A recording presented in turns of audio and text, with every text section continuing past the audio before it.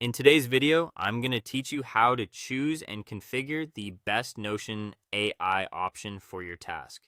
To get started, open Notion and navigate to the area where Notion AI or any agent-related tools are available in your workspace.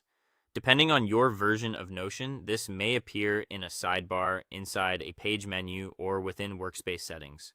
The goal here is simply to find the section where AI features are managed, so you can see what options are actually available to you.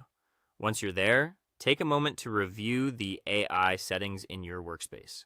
This is important because the features you can use often depend on your Notion plan, your workspace permissions, and whether certain AI tools have been enabled.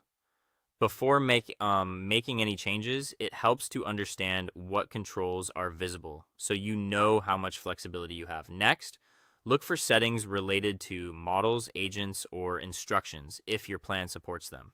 Some workspaces may give you a direct way to choose between different AI behaviors or tools, while others may only offer more general customization options.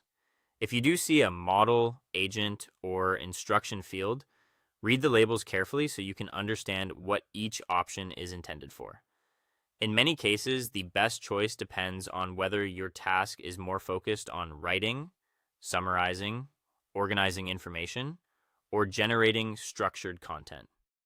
After that, choose the available AI option that best fits the task you want to complete. Try to match the option to the kind of output you need rather than just selecting the first one you see. A more targeted choice usually leads to better results and saves time later. If there isn't a direct model selector, adjust the instructions instead. This is a useful workaround because clear instructions can strongly influence the quality and style of the response. Be specific about what you want, including tone, format, length, or any constraints that matter for your task.